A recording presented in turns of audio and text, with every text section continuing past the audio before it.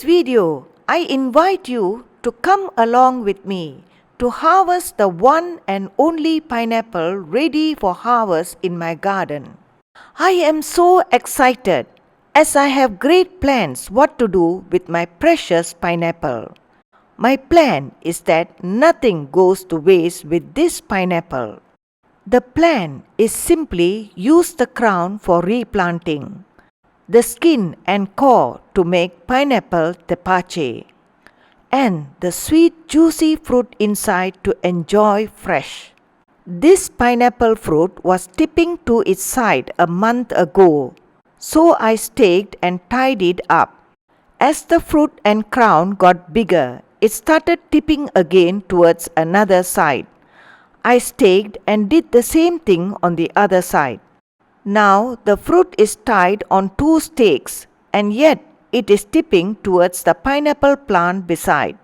Anyway, the fruit is ready for harvest as it has turned yellow from dark green. Which propagation method works best for pineapples?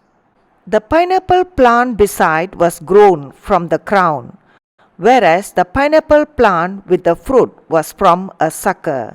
Both plants were planted at the same time. Now you can see that pineapple plants grown from suckers bears fruit earlier.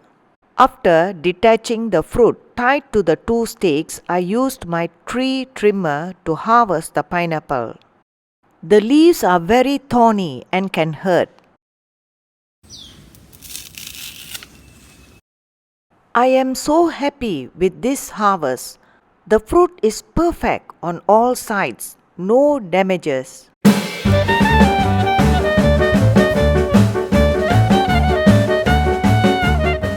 There is a little sucker growing from the base of this plant.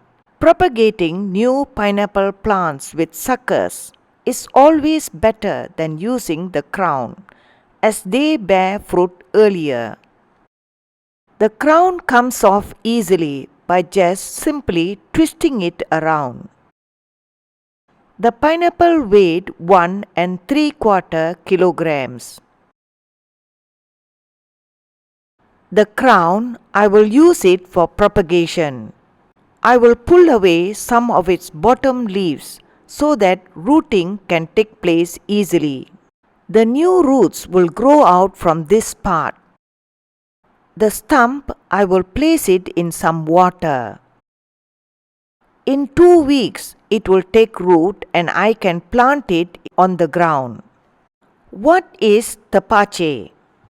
Tepache is simply a tasty drink made with pineapple discards. It's a traditional fermented Mexican pineapple drink. However, to make Tepache into a refreshing, bubbly drink, we have to follow a two-stage fermentation. The first stage fermentation is with the pineapple discards using large glass jars with loosely fitted lids. The second stage fermentation is carried out in airtight bottles using only the liquid from the first stage. The second stage fermentation is where the carbonation happens. First, 2 clean jars are prepared. Here I have a 1.5 liter and a 1 liter jar. Into the jars I am adding here vellum or jaggery. Vellum can be replaced with brown sugar. Into the large jar I have added 1.5 cup, whereas into the smaller jar 1 cup of vellum. The amount of vellum can be halved if you like your tepache less sweet. Next, boiling water is added into both jars, giving it a good stir to dissolve all the vellum.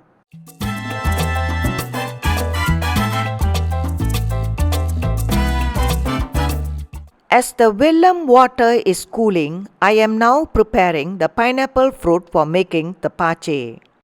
The outside of the pineapple fruit was washed thoroughly before peeling. The peels are the main ingredient for this recipe. After peeling the skin of the pineapple, the eyes are also removed and used in this recipe. Little wedges of the pineapple fruit are cut to remove the ice. The whole pineapple fruit is then cut into quarters and the center core removed. The core is also another major component in this recipe. Now, the discards are saved and can be made into something delicious. This pineapple fruit, I reserve it to be eaten fresh later. Now, I filled the 2 glass jars with the skin, core and eyes of the pineapple.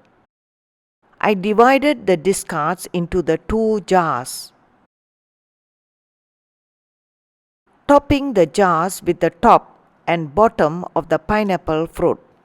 This is to keep the discards submerged in the vellum water. Here I am adding into each jar a stick of cinnamon and 6 cloves to give the tepache extra flavor and depth.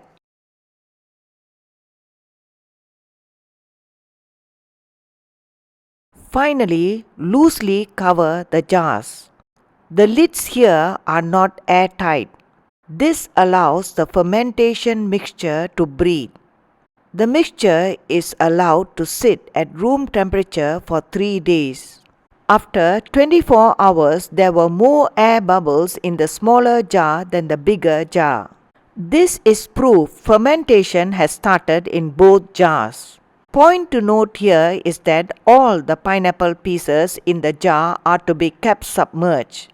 This is to ensure no unwanted molds growing.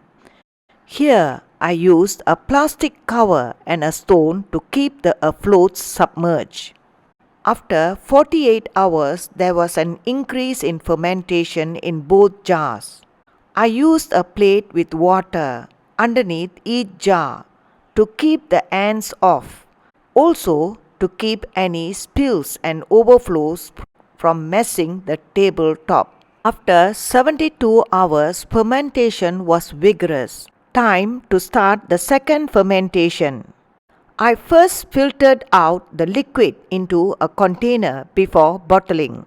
The second fermentation starts with only the liquid from the first fermentation. However, tepache can be enjoyed just as it is without the second fermentation. But I prefer to take my tepache to the next level, so I am doing the second fermentation. These leftover pineapple scraps can now be thrown into the compost bin. These sealed bottles were left out at room temperature for another 5 days. After 5 days of the second fermentation, tepache is ready to be enjoyed. To store tepache long term, it's best to refrigerate. This will slow down any further fermentation. Tepache will last more than a month, bottled and with refrigeration. Further fermentation will distort its taste and flavor. Now for the taste test. It's really an art to open and pour tepache without spilling after the second fermentation. To degas, I have to open and close the stopper multiple times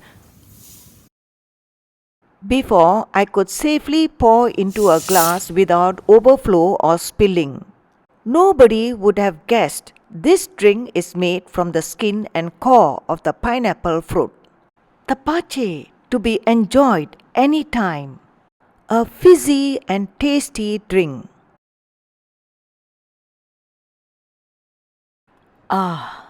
Mildly sweet and so refreshing and full of flavor. That's all, my friends, for this video. Soon we'll meet you all in another video. Thanks for subscribing to my channel.